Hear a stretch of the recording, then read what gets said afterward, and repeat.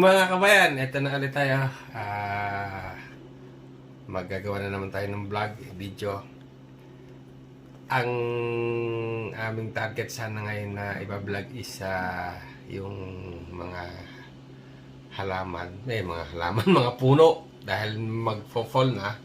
Ang problema ho ngayon kasi naka-ano ngayon kami. Naka-maximum alert. Tatawag na red zone. Kaya medyo limited muna yung gala-gala. Ngayon, magluluto tayo ngayon ulit. At ang ating, hindi naman luto tawag dun eh. Ano ba? Titimpla.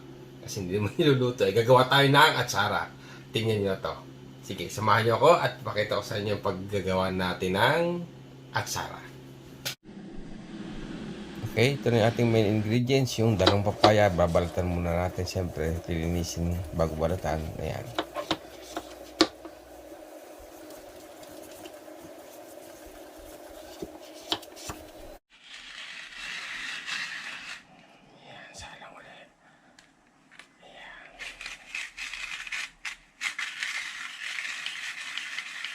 Ayan. Ito yung dalawang ito. Ay, gamitin natin. Sinusubukan ko lang ito. Muna yun. Panggadyaran. Alam niyo yung araw. Nagagawa kami ng ganito. Yung lata. Paplat natin. Tapos talagyan ng frame na gano'n. Tapos butas-butasin siya ng pako. Yun na. Butas yun ang pinagagadgad. Kaya ko rin naman gawin yun dito. Kaya lang. Ito, may nabibili naman ganito. Paikot yan. Or, kung hindi ka nakakontento dito, ano ba ito? Isa pa. Yan. Ito naman.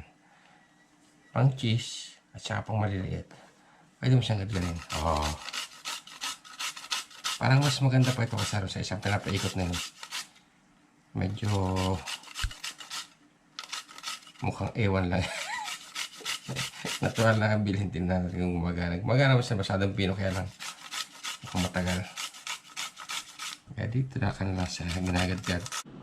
Okay mga kabayan, ready na lahat ating mga ingredients. Unang-una itong ating ginadgad na papaya. Tapos yung pamintang buo, tapos bawang. Yan, tapos yung laurel, optional lang ho yan, asukal.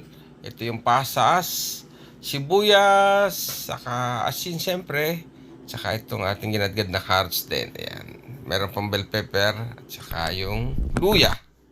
Okay? Tapos maghahanda tayo ngayon ng garapon. Ito, may suka pa pala. Suka, yan. Suka muna. Garapon natin. Siyempre, kailangan malinis. Papakuluan natin. Kahit mga 10 minutes lang. Yan, ganyan. Okay? So, mag-umpisa na tayo.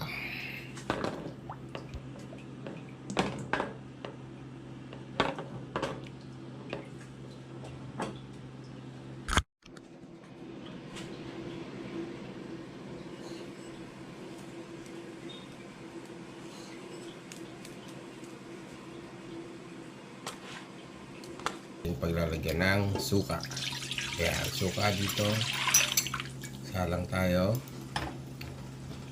Tapos ihahalo natin itong ating asin.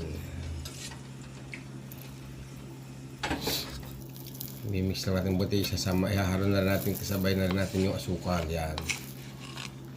Tapos haluin natin ang haluin hanggang sa matunaw habang pinapakuluan natin yan. At pagka medyo natutunaw na siya, ihahalo na natin yung mga iba pang ingredients.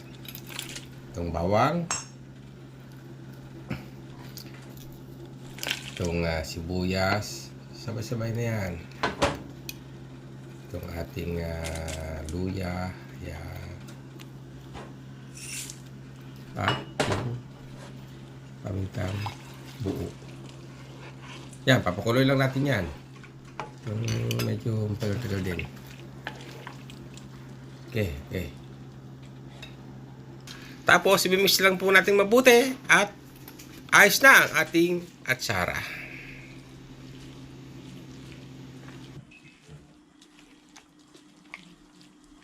Kung lalagyan ninyo, parang pang display lang ba yan? Yan, lagyan natin sa ating garapon. Yung sili, kung gusto nyo maanghang, di pigain din nyo rin. Panlagay lang yan. Pagkalagay natin sa garapon, papato natin sa ibabaw. So mga kabayan, ayan na. Tapos na tayo. Ito na yung mga finished product natin. Ito na yung mga atsara. Yan.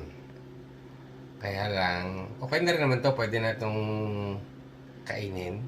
Pero mas masarap to pag medyo papatagal natin. Let's say mga 2 weeks yan. Medyo pagbe-blend din yung kanyang mga halo-panlawak sa loob. At sa makwento ko nga para sa inyo, iba yung way na pinagagawa dito kasi yung way na natutunan ko sa nanay ko. Kasi yun talaga, alam yung nanay ko talaga sa mga kanin, expert yun eh. Yung papaya na yan, yung maliliit pa kami, dalawa kami lalaki magkapatid eh. Pagka natapos sa amin gadgarin, babalutin yan dun sa, di ba, kunyari, sa sako, malinis yun na, nilinis yun, may dalawang kahoy dito, dalawang dulo, tapos tutupiin, at dalawa kami nung utol ko na pipilipitin yan, para mapiga, pigang-piga yan, tanggal lahat ng karsen. Tapos may pangalawa pang pagpiga yun doon naman sa katsa. Talaga doon talaga, kaya pag natapos yun as in, parang dried dried na yung wala talaga siyang kakatas. Doon pala mag-uumpisang timplahan yan. Iba naman yung aming ginawa ngayon. Wala nang kaya na natin gawin ulitin yung ganoon, pero medyo okay na naman yan eh. Ayan. Diba? Yan. Okay? Hanggang dito lang muna ulit at sana makalabas tayo kasi maganda sana ngayon gumala kasi mapakita ko sana sa inyo yung mga colorful na mga puno ngayong panahon na magfo-fall na. Kaso parang limited yata ang gala ngayon eh.